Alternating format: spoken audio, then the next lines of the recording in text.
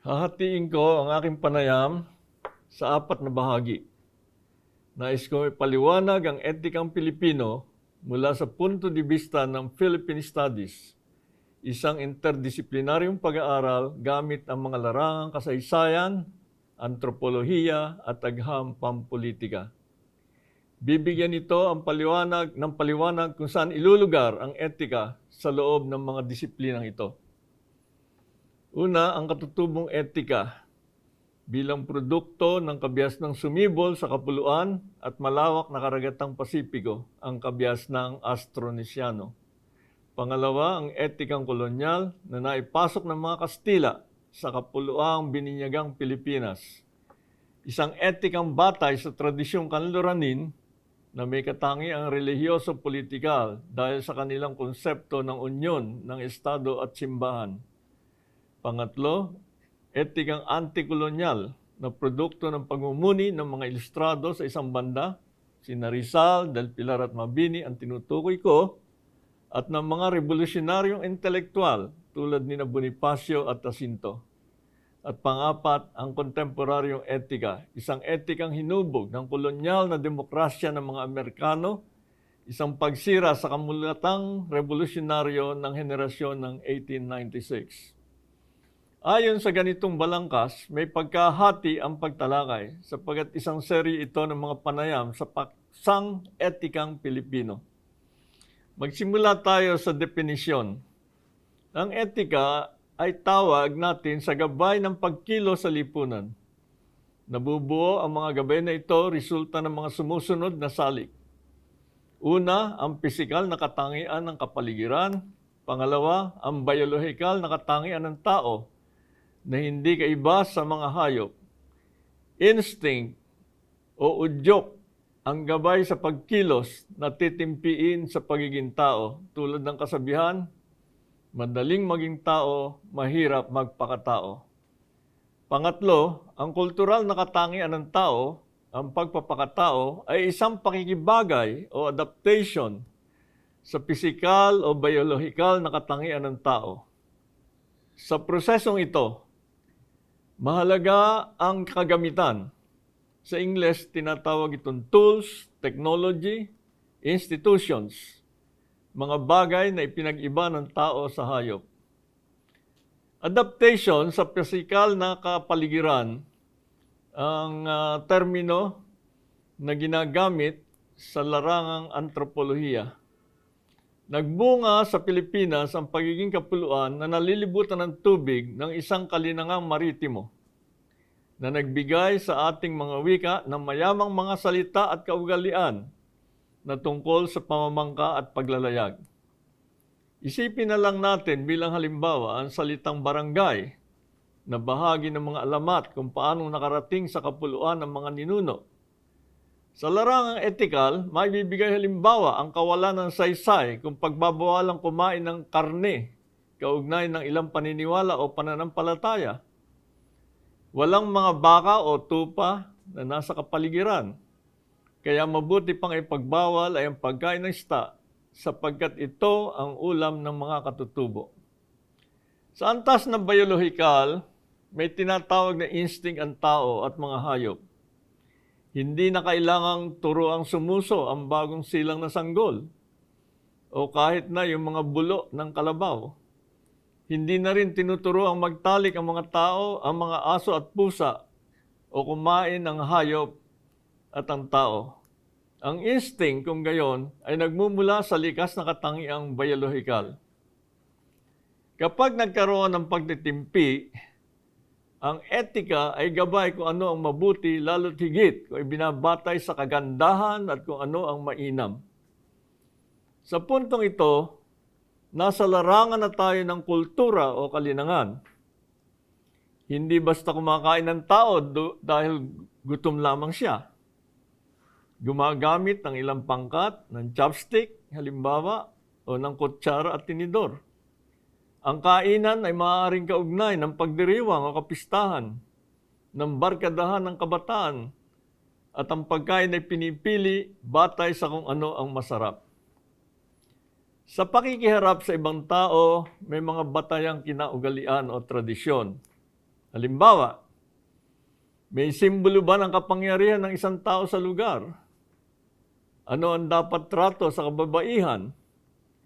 Ilang halimbawa lamang ito ng mga galaw na binibigyan ng panuto sa isang lipunan.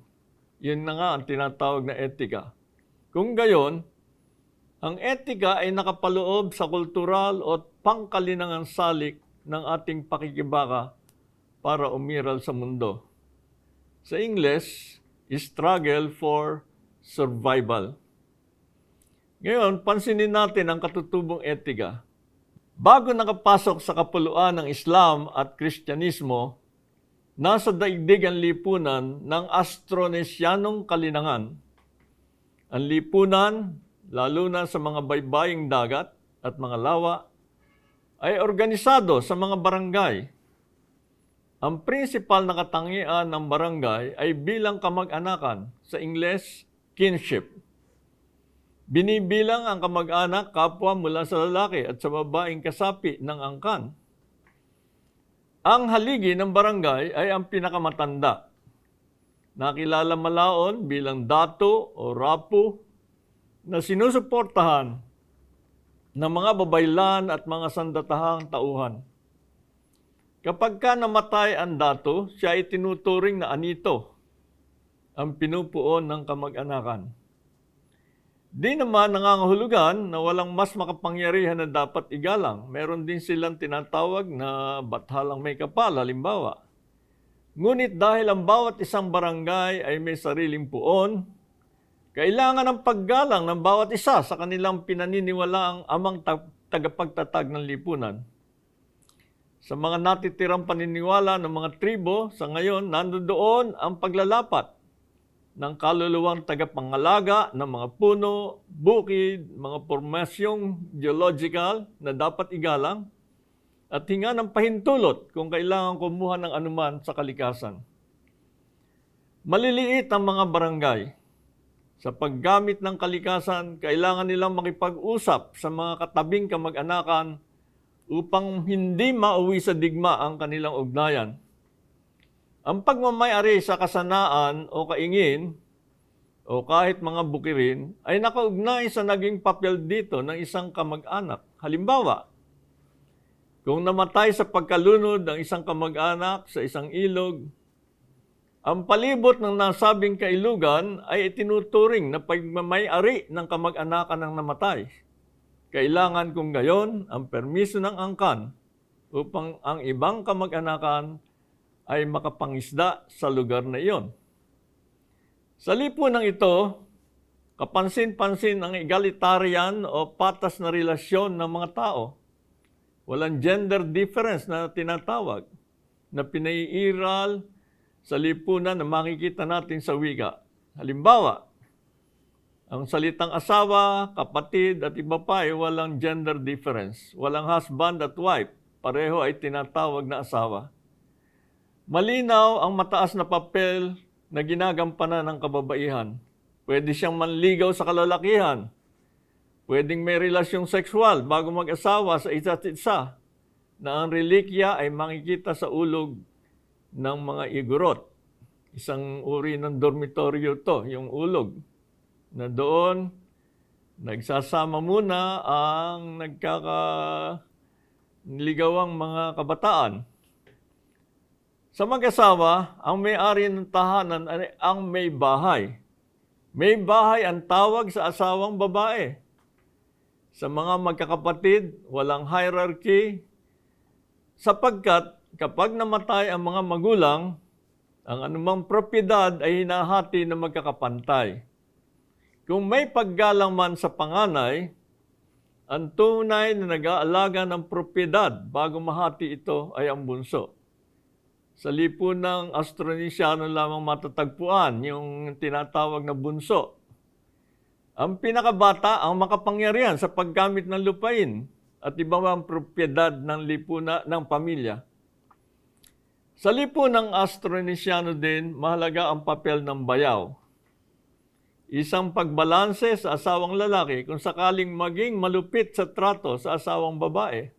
Katunayan, sa mga lipunan sa Pasipiko, ang bayaw ang kinikilalang tatay ng isang bata. Siya nagpapalaki at nagtuturo sa anak tungkol sa kagandahang asal, sa mga paraan ng pangingibang bayan, sa paggawa ng mga layag at bangka at maraming iba pa. Bilang pagwawakas, ito ang lipunan dinapnan at binago ng mga Kastila sa kanilang pagdating mula noong 1521. Ang proseso ng mga pagbabago sa lipunang kolonyal ang papaksain sa susunod na panayam.